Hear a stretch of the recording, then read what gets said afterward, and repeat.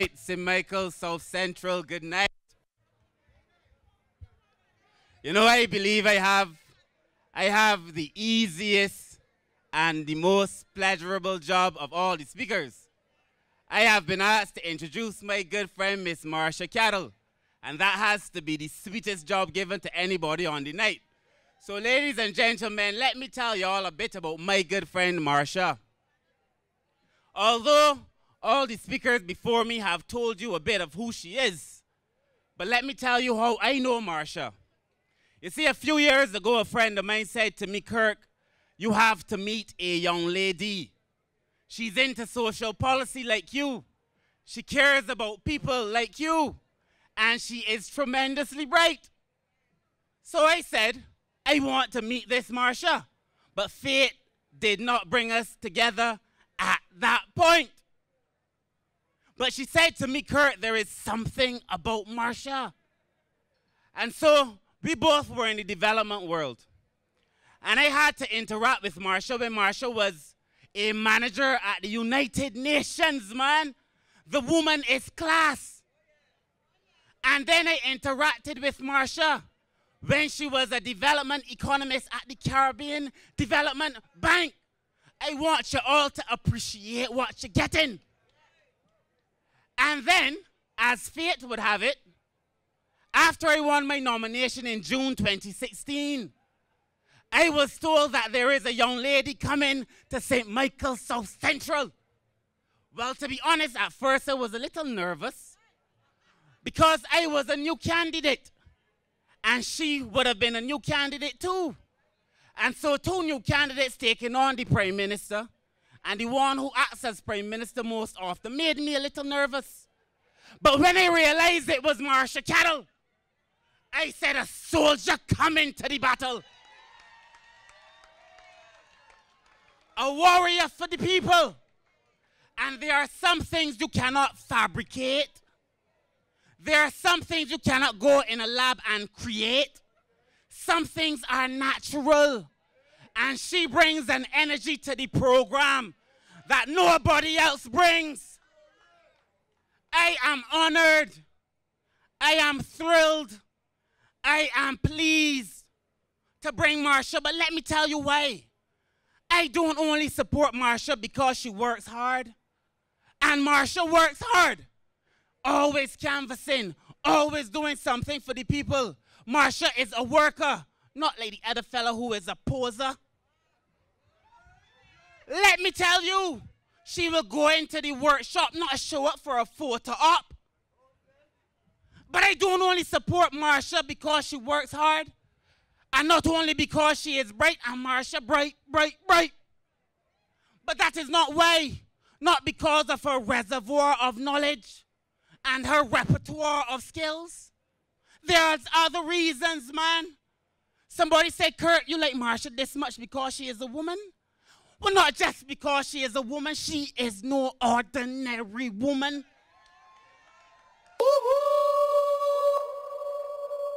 And let me tell you, we don't bring women to politics to make up a number. You heard the numbers. The third worst indebted country in the world. Our GDP, terrible. We terrible off. The numbers bad. She don't make up a number. She gonna fix those numbers. So let me tell you, ladies and gentlemen, it is my privilege.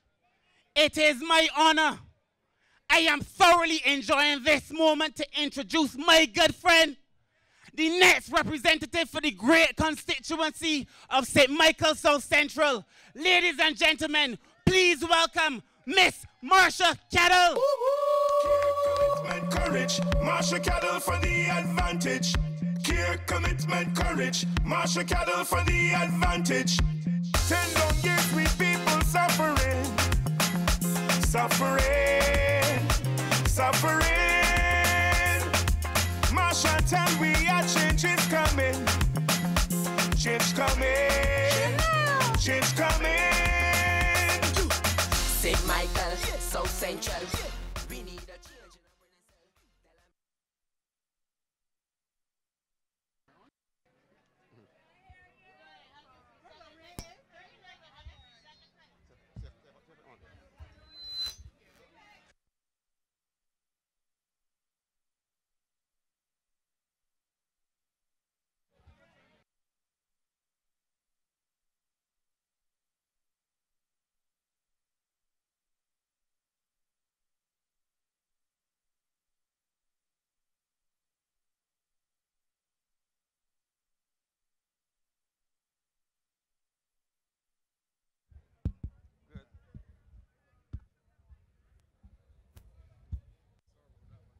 Don't worry, don't worry. Nothing can stop this transformation that is going to take place in this country, in this constituency.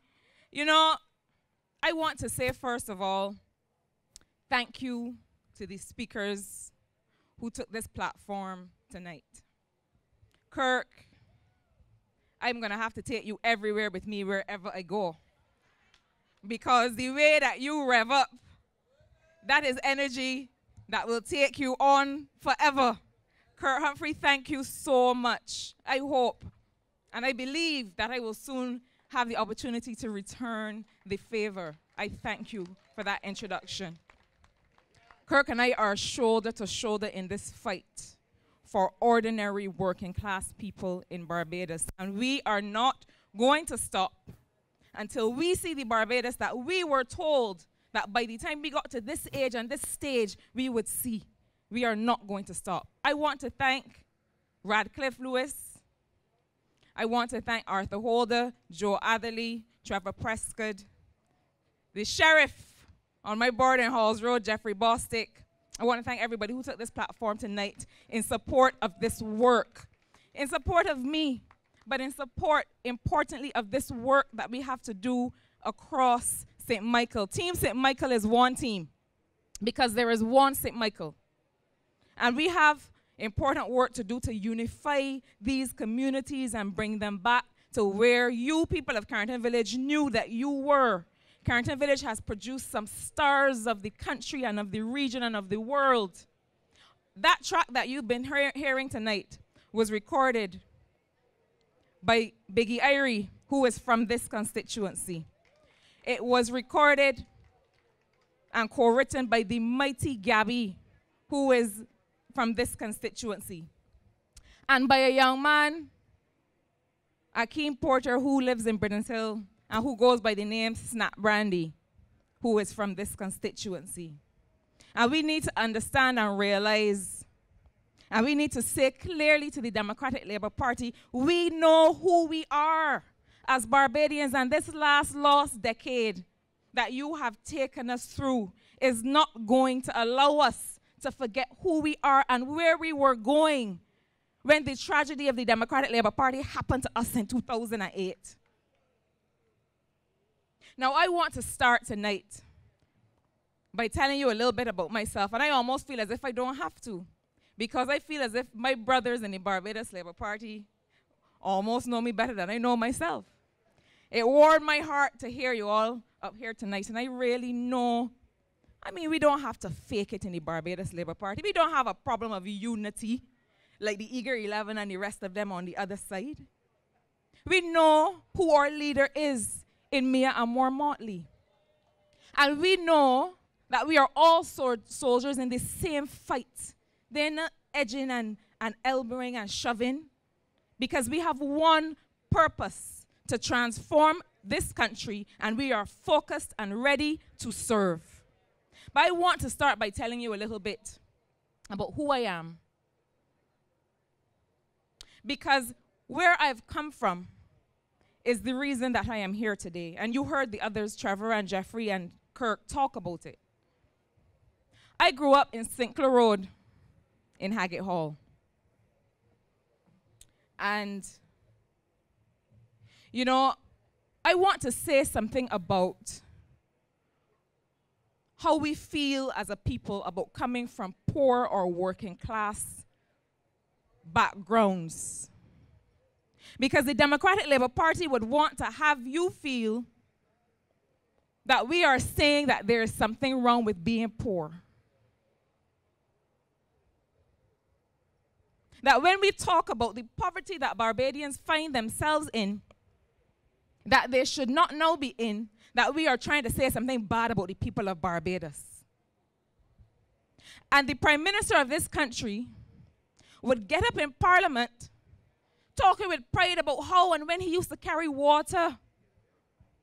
As if we want to go back there, Frenda, we are not going back there with you. But I came from humble beginnings. And I don't have any shame in saying that when I was a child, you talk about how you're not supposed to talk about pit toilets It is not anything to be ashamed about. That is how I grew up. That is where I came from.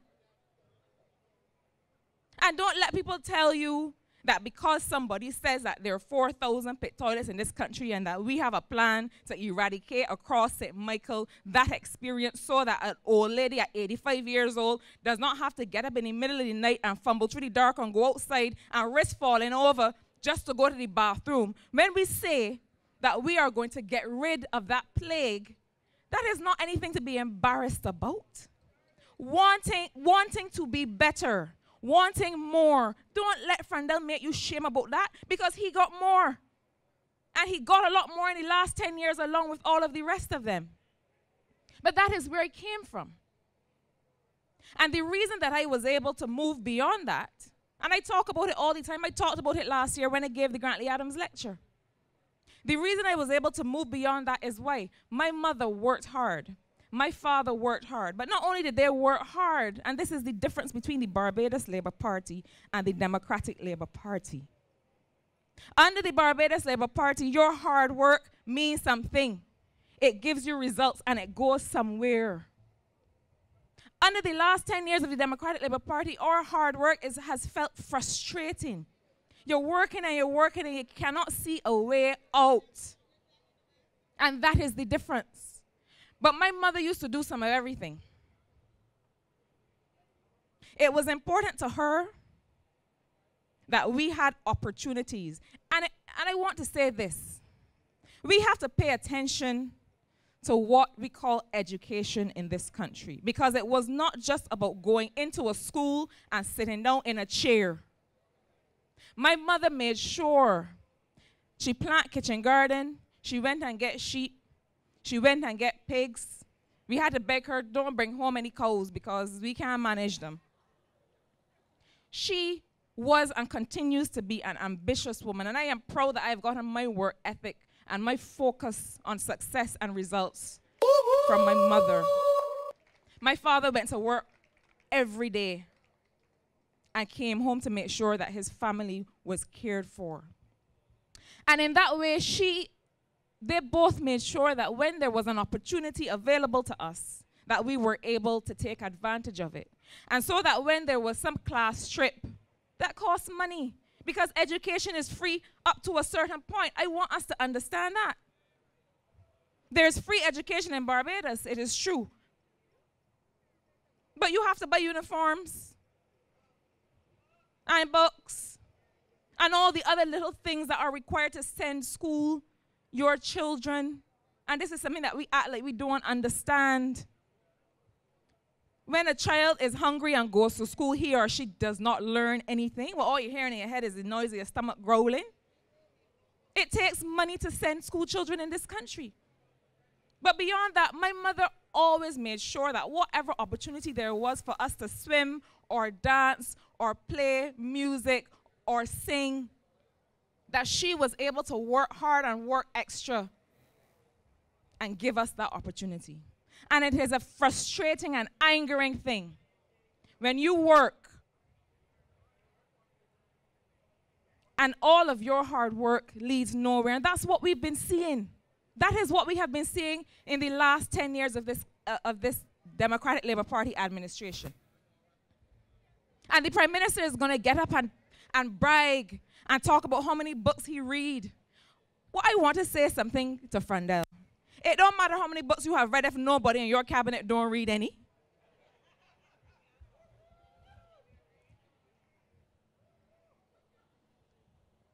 I think you should be giving some of them some books to read.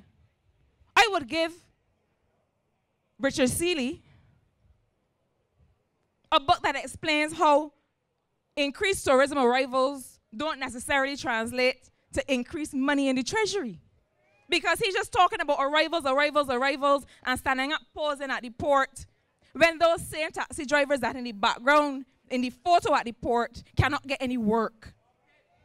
Because all the work, moving tourists back and forth, instead of going to men and women that you have given taxi licenses to work hard for their families, instead of going to them, it's going to your friends. It's going to the same one or two people.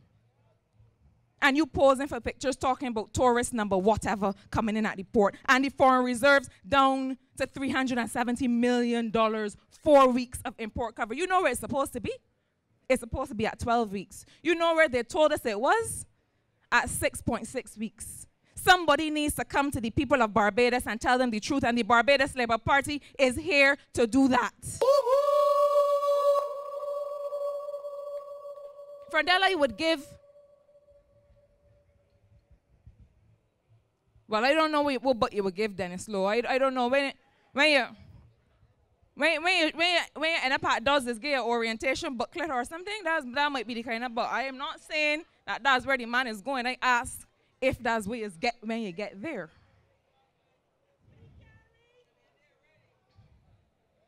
And while you're at it, look, just give Kelman a math book. Just give him. Good dear. That might get he from in front of the computer, because we don't want to hear your bragging about how much you have read if you are doing nothing for the people of this country.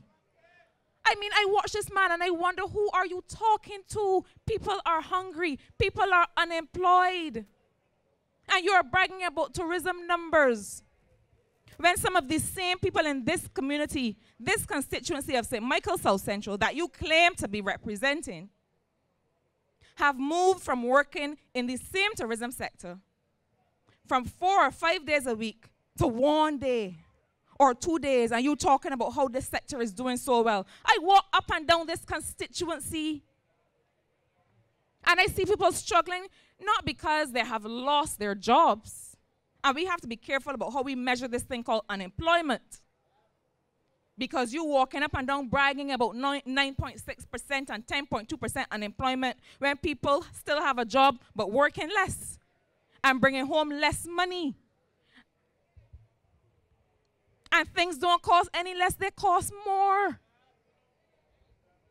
We have said that the NSRL has taken the cost of food and other basic items up by as much as 23%. That is a lot of money. And that is why the Barbados Labour Party has said it is a nonsense tax. It has destroyed small business in this country. There are no 3 people anywhere on the island that can tell you how it's supposed to be administered and collected.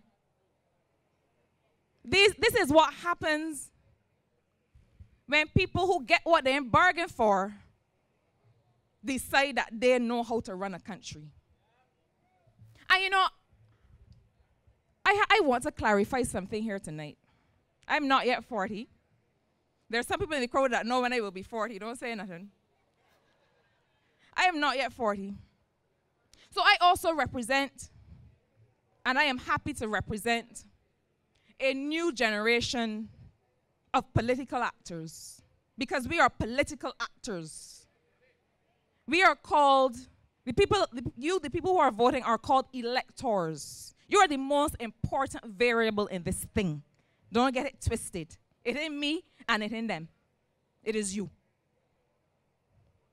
And so I know that the under 40s and my friends who are out there will say, man, we want to hear something other than prosecution. But I want to say something to you tonight. There is a reason there is something called the opposition. The reason for the opposition is that together with you, the people of Barbados, it is our responsibility to hold the government accountable to the promises they have made to the people of Barbados. I am not up here to curse anybody.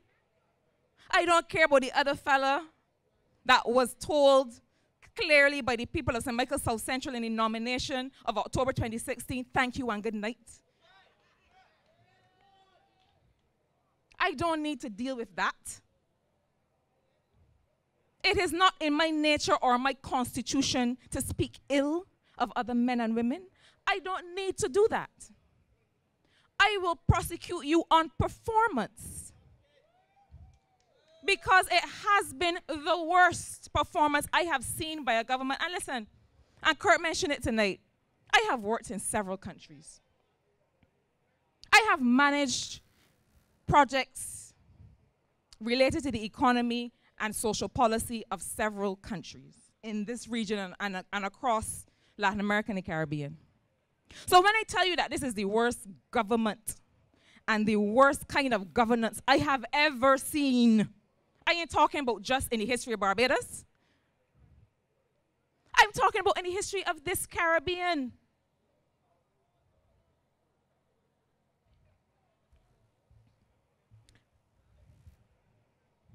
And you know, I want to be clear. The Barbados Labour Party used to have something that we produced called Promises and Performance, where we go back and look at what is it that we have said to the people of Barbados that we will do, and what is it that we have done. I would challenge the Democratic Labour Party to produce such a document before this next election. It would be blank.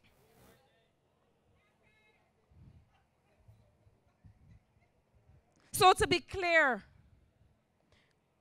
my business up here is not to speak ill of people, but it is to make it clear that the Democratic Labour Party has not fulfilled its promise to the people of Barbados, and worse, it has not fulfilled its own legacy, because Errol Barrow would be shame. And I know that those supporters of the Democratic Labour Party who are within the sound of my voice are also shame. It's all right. It's all right to be shame. You know how to show them that you're shame? Don't give them your X at the next election. Because this is not about party. This is about progress. This is about taking this country forward. And even if, let me say this clearly, even if you were proud to support the Democratic Labour Party up to a decade ago, I know that you cannot be proud, that you are deeply embarrassed,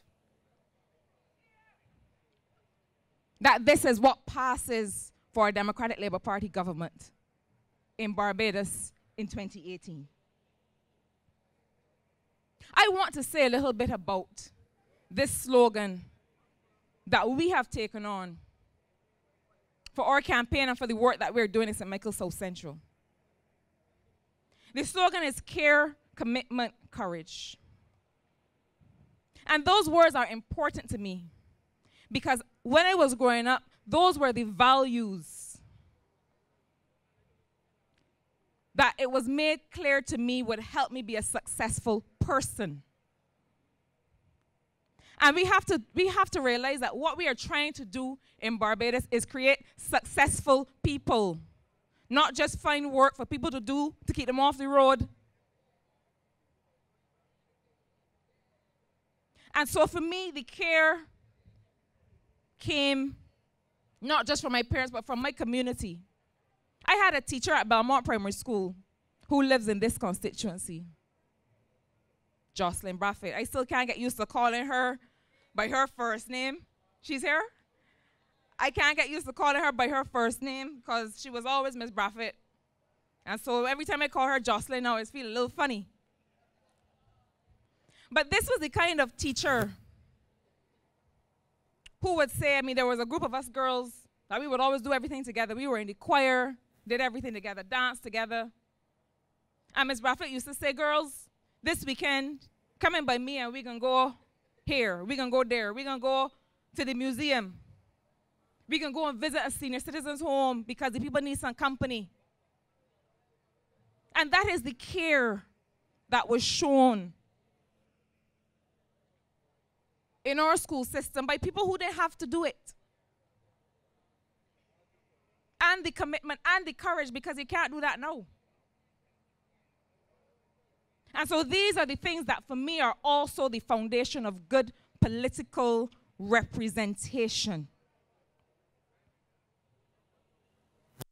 A government that cares or a representative that cares will walk up and down the streets of Carrington Village and of St. Michael South Central and realize that there are families and parents with children who learn differently and who have all kinds of different needs. And when I talk to people in Carrington Village and across St. Michael South Central, one of the things that keeps coming up is the fact that households and families are left to struggle on their own. It was not like that in Barbados. You have families who have children with particular needs for care. Children with dyslexia who learn differently. Children with autism who learn differently. And I want us to understand that the work of parenting is work. It needs support. And a lot of what we see in our young people comes from the fact that a lot of parents don't feel supported.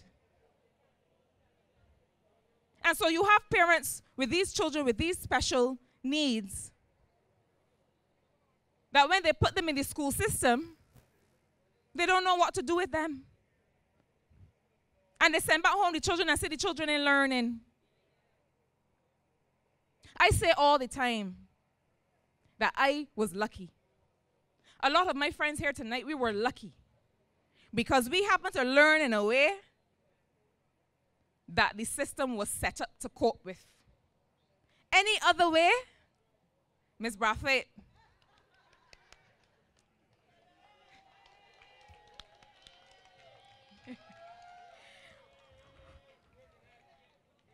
any other way of learning, like some of these children in these families in these streets of Carrington Village, and we would have been in trouble.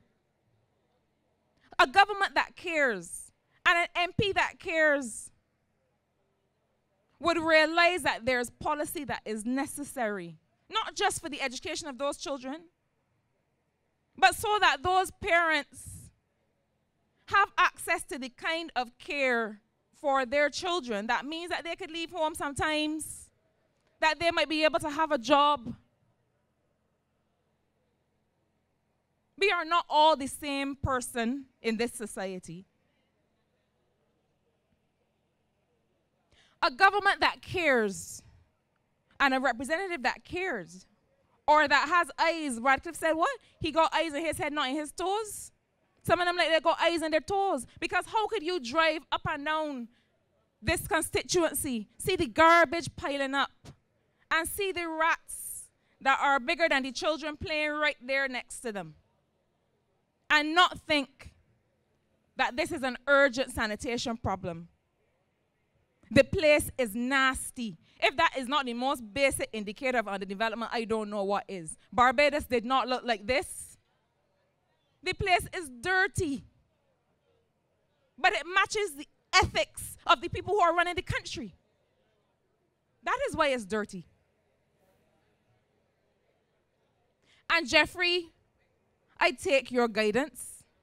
I take your point about the fact that there are certain things that a government is supposed to do. But I will tell you what I will not do. Whether I am a candidate or whether I am a regular citizen of this country, I am not going to see that children are getting sick from mosquitoes, that people are afraid to walk the street from overgrown bush, that old ladies cannot get through the gully where they need to pass to go to the shop or to go and collect their medication and leave it so. That is not in me to do. I cannot get it done. So whether or not the MP could find it in his schedule when he's not posing for pictures at the port to brag about tourist arrivals, whether he could find it in his schedule or not to pick up the phone and ask a question about clearing the Canal and Halls Road, we went and cleared the Canal and Halls Road because people were getting sick. This is not about me or bigging up what we have done. It is to say that it does not have to be so. I am not going to pretend. I am an opposition candidate, so how it is that I could come and find the wherewithal and the resources to get it done, and you both here loitering for 15 years and cannot get it done. I don't have to curse anybody. I am going to prosecute you on performance. Representation is also about commitment. And there are certain things in this country that you have to be committed to seeing through. Rad talked tonight about the vending. And you know, we have to realize something. The private sector in this country is not just located in tall buildings, in town, and in warrants. The private sector in this country is also that lady over there selling popcorn. Is also the lady walking up and down here with the snacks in a container. The private sector in this country is also the vendors at Cheapside and all through this country who are trying to make a dollar to feed their families. So when we're talking private sector, understand that we're talking about regular people. And this Democratic Labour Party government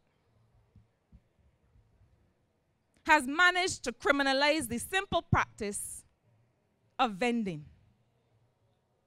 They came with some legislation a few weeks ago that if you just grow some spinach, and I use spinach because my mother used to grow spinach vines all up and down the paling and pick and sell. I used to have to eat it because it was growing outside and I was not a fan of spinach. But if you're growing some spinach,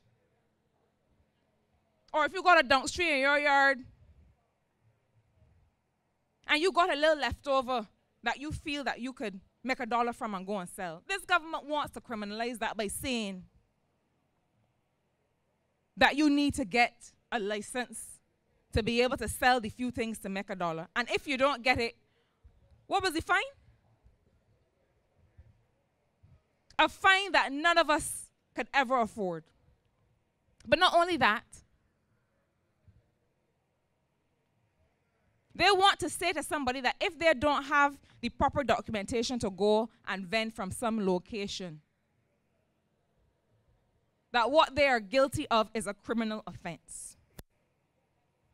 No, I am not saying that we don't need rules and order, because that's the first thing they will say that I get up here and say. But it is that you do not persecute people for trying to live the right way and do the right thing in this country, because they could be doing something else.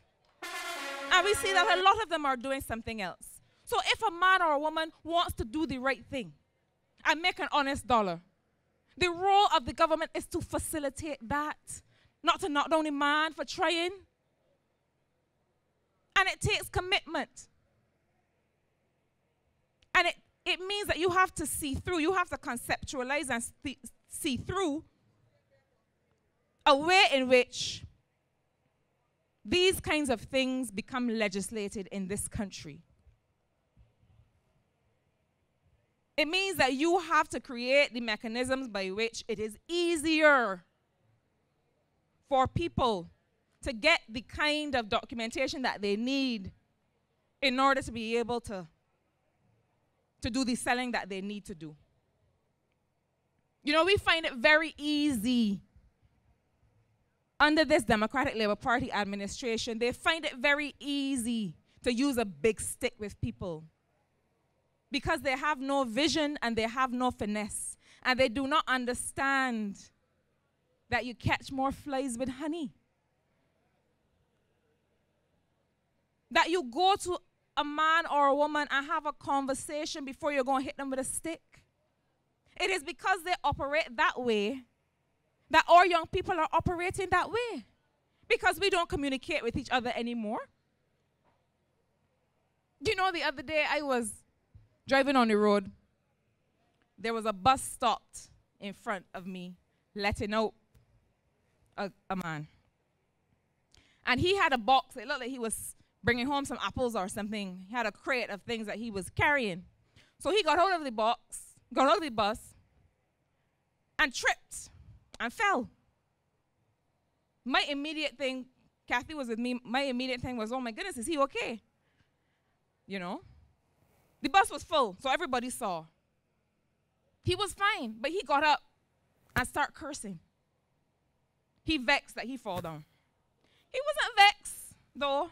He was embarrassed. He was embarrassed.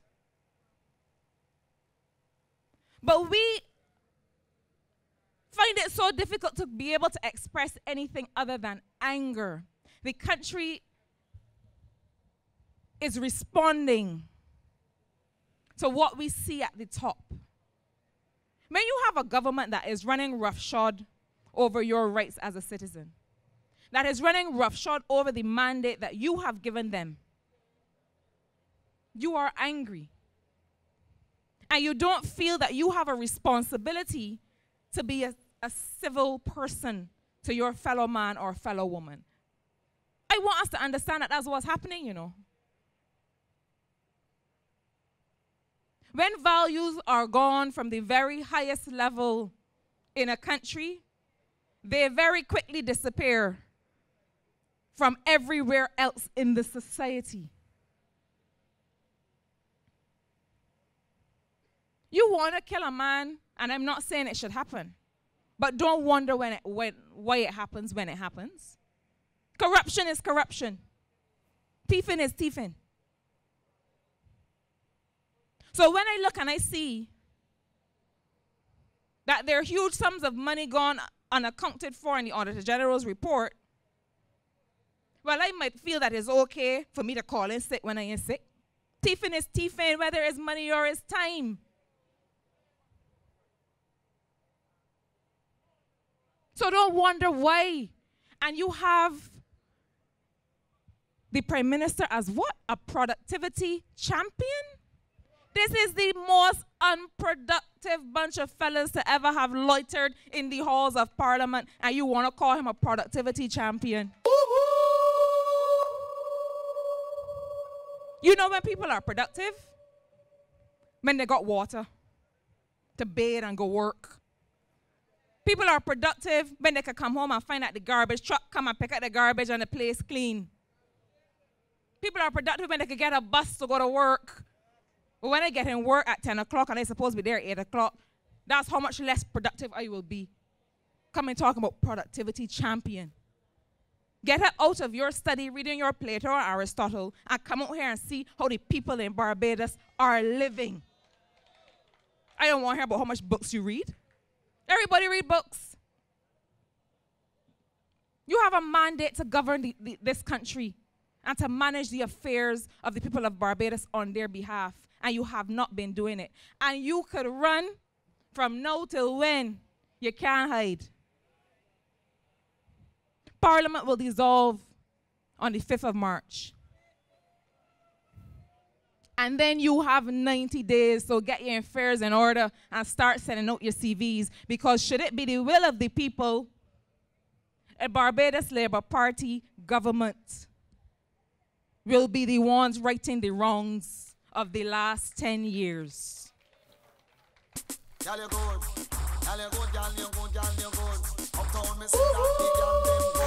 The original DJ Ronnie Fresh. You can I don't know if that was for me. I don't know if that guy good was for me, but I'll take it.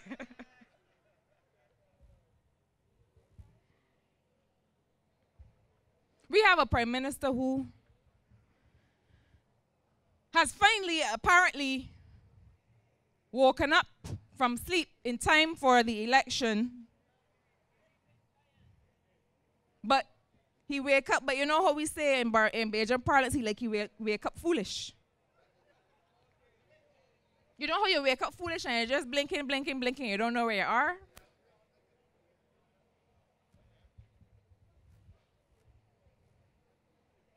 Bringing items before Parliament that have no bearing on the well-being of Barbadians.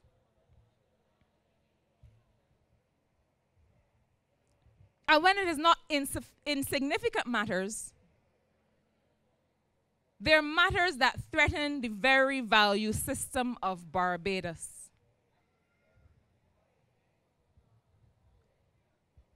You want, without consultation or without reference to how anybody feels or what anybody has to say, all of a sudden you want to look at increasing police powers and varying police powers. Whether or not it is necessary to do so. You cannot just wake up one morning and fundamentally change the rights and responsibilities of citizens of this country. We are partners as citizens, of course, with law enforcement. But that is what it must be, a partnership. And as I said before, people who have no ideas and no vision feel that the only thing they can do is use a big stick. I was a teenager growing up. I used to dance in my community, and I used to walk to classes. I used to have to walk through the pine. And I remember at that time,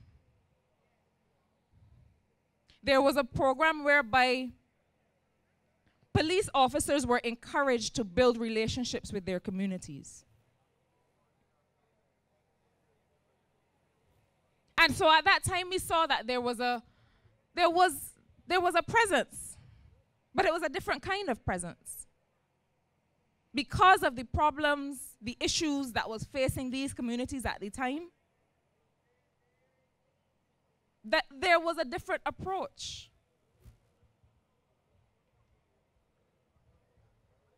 Consultation is a very important part of governance. And you cannot just get up one morning and decide that you know better than people what is right for them. Yes, you have a mandate from the people. But it is not just every 5 years that people get to have a say in the things that affect them. Jeffrey talked tonight about the rubbing shoulders and about the town hall meetings. William Dugan attempted to have a town hall meeting up on the South Coast to address the sewage issue. There was no effort made by any of them to be a part of that.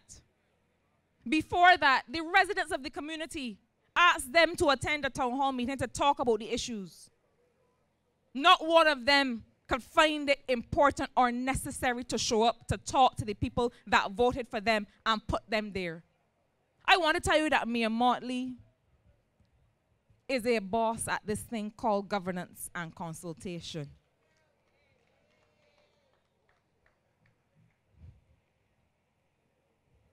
You know, it's all right to be bright.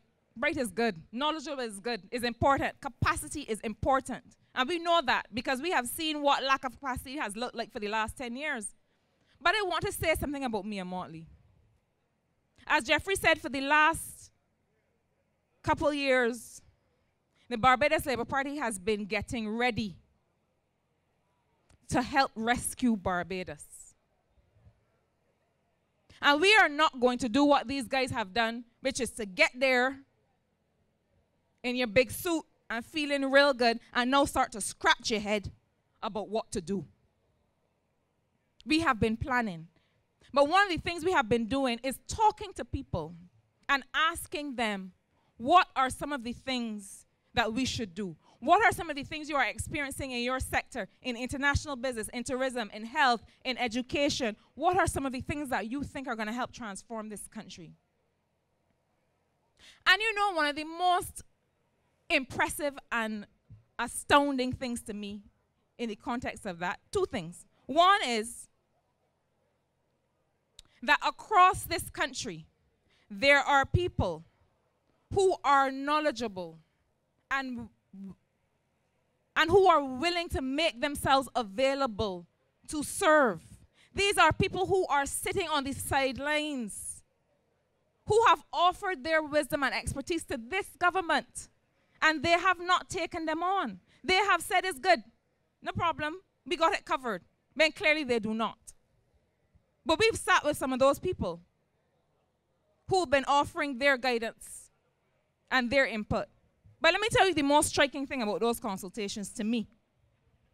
It is that no matter the sector, whether it is education, law and order, tourism, agriculture, international business, I have sat and I have watched my political leader and her level of understanding and knowledge of all of these different sectors.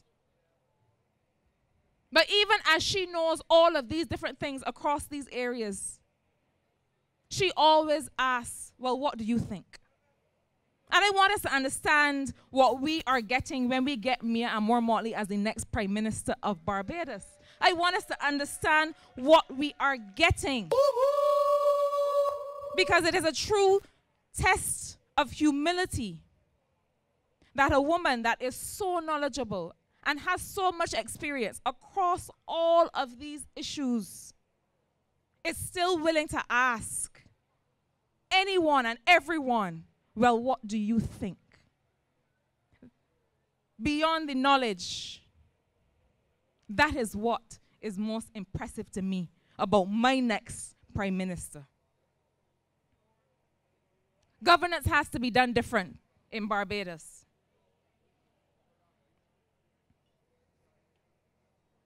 Before I start to look at what I know some of the young people in Carrington Village have come to hear, which is what are some of the issues in South Central and what are we going to do about it? I want to say one more thing. I want to say that one of the most offensive things this government has done, and there have been many, is to bring to Parliament estimates to seek financing to spend taxpayers' money outside of the mandate that they have been given by the people of Barbados, and refusing to call an election to have that mandate renewed. I want you all to understand what is happening here. If the Democratic Labour Party is so convinced of a win at the next election, why not call the election? It is an insult to the intelligence and to the good manners of Barbadian people to decide that you're going to come and ask for money to fulfill what should really be the things that those people have asked you to do. But the people of Barbados have not asked you to do anything for the next 12 months because they have no further use for you. And it takes unmitigated gall to come to look to debate numbers and issues and to bring to the people of Barbados a Barbados Sustainable Recovery Plan, BSRP. Those first two letters are what?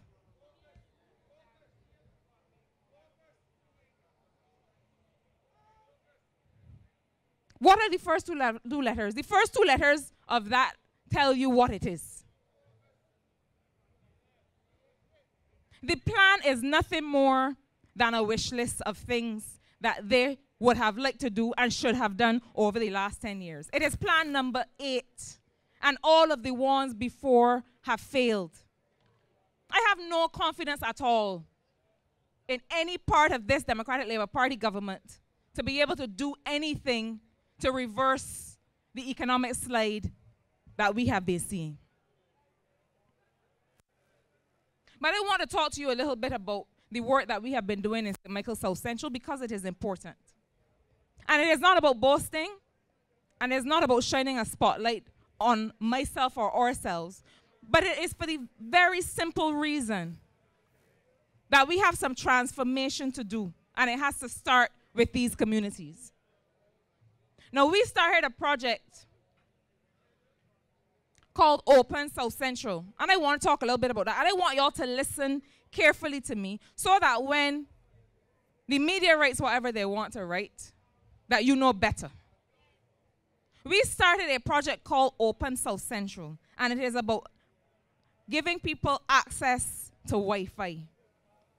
Now, I want to say to whoever is among the crowd from the other side with their tape recorder, I want to say that we in the Barbados Labour Party don't do things like y'all on the other side. This is not about getting people to vote for us. This is not about giving something for something. I realize that that is the language y'all speak, and that is all y'all know, because y'all have been acting like an opposition party for the last 10 years. Y'all have been in opposition for the last 10 years trying to defend what you had no right to. But that's not what we are about. We are about seeking to provide opportunities for people. And so the reason we conceived of Open South Central and access to Wi-Fi is because people need it to be able to do their business. There's a young lady who lives over in Delamere Land who runs a car wash and valet business. And a big part of the way that she's able to do her work and get her business is through the internet. She's not the only one. There's several others. You know, every now and then when a young person comes to me and says, well, Miss Caddle, I got a job there that I would like to get and I want some help. And when I look at the job, I realize that this is 2018. This is not the time when you carry in a letter that you have handwritten and you give it to somebody and that is enough. A lot of the jobs say, if you want to get this job, email so-and-so. It's a fact. And so we conceived of Open South Central because we want young people to have opportunities, to be able to go on the internet and do what they need to do, carry out their business, be able to communicate properly. Because right now, access to the internet is becoming a basic good. It is. And we all know because half of y'all on your phones right now. We know that it is true. But you see, when you have no vision and you wish you had thought of it first, then you try to make it look like something nefarious. But it is not nefarious. We have the interests of the young people of St. Michael South Central at heart. It is how we are able to do our business development work with young entrepreneurs in this community. It's not just for show.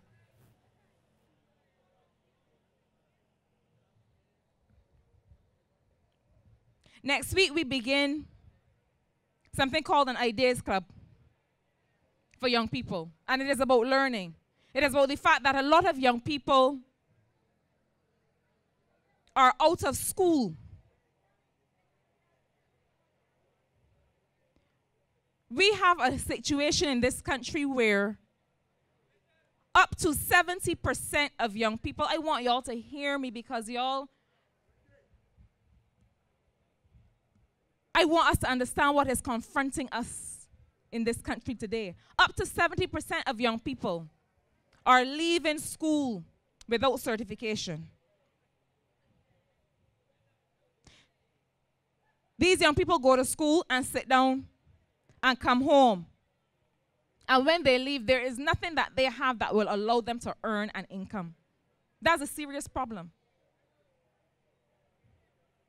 There are young people who leave school. They just leave school. They're not finished, but they're done. They've gone home. And they're sitting down at home with nothing to do and with nothing to learn. The Barbados Labour Party has said that under a Barbados Labour Party government, not only are we going to return free tertiary education to the young people of Barbados, but that we are going to make sure that there's a pathway to learning for all of them. Right now, the number of young men and women who try to get into polytechnic and skills training and all these other government programs that cannot. This is not a small thing. Education is the reason I am standing here. Education is the reason Kirk Humphrey is here. Education is the reason so many of us from humble beginnings were able to give back to our country. So I don't want that when you pass on the road and you see fellas liming, that you assume that they don't want anything more. When I first came to walk up and down these streets a year and a half ago, one of the first things that a group of guys liming down the road said to me was, well, miss, I never work. These are young people who have left school 6 and 7 years ago and have wanted to work, but under this Democratic Labour Party administration have never been given an opportunity to do so. I want to say to you tonight that the Barbados Labour Party is the party of opportunity for all. And it's not just because we are called Barbados Labour Party or because we're wearing red. It is because we have a track record of having to rescue the country and come up with new ways of making growth and opportunity happen after Democratic Labour Party government has ruined it. We have the experience, but beyond the experience, we have a group of 20 candidates who have never held elective office before. So when the new parties come to you and say, oh, the Barbados Labour Party is old and establishment, let them know that the Barbados Labour Party benefits from experience and wisdom, and they also benefit from youth and foresight and vision. The Barbados Labour Party is an 80-year-old institution this year, the oldest in the English-speaking Caribbean. It stands on decades of groundbreaking work. I was privileged to give the Grantley Adams Memorial Lecture last year. And Grantley Adams was a visionary man. He was about freedom. And that is the task that is before us tonight. I want you all to listen carefully to me for the next 2 minutes. As I say this next election is no ordinary election. If you have never voted before, you have to vote now. If you're unsure where your papers are, if you're unsure if you're on the list, get yourself together, because your job is to help rescue your country for your children and future generations. Get yourself together and get on board, because we have important work to do. I cannot do it by myself. Kirk, Arthur, Jeffrey, Trevor, they cannot do it themselves. We need all of you. And you know, I say to my young people around here all the time, they say, Marsha, we with you. We support you, man. We got you. We like you. I say, thanks. I'm glad you like me. I want you to like me, but I want you to vote for me. And you know, it is clear to me that the Democratic Labour Party cannot win this election fair and square. They cannot do it. The people of Barbados are done with them. And so they will seek to do it in other ways. So I want you to be vigilant. I want you to watch for your neighbor. I want you to ask your neighbor, you're on the list, you got your ID card, you got your passport, you got yourself together. This is a numbers game. And it is 1 + 1 + 1 + 1, all of us together, that are going to make the difference. It is all of us together that need to get on board and need to say definitively, we are ready for a change. We are ready for a transformation. We are ready for Mia Amor Motley to take over guidance and leadership of this country. And we know that with her help and with all of our support, we shall do it. Good night, and God bless you, ladies and gentlemen. Kirk, commitment, courage. Marsha Caddle for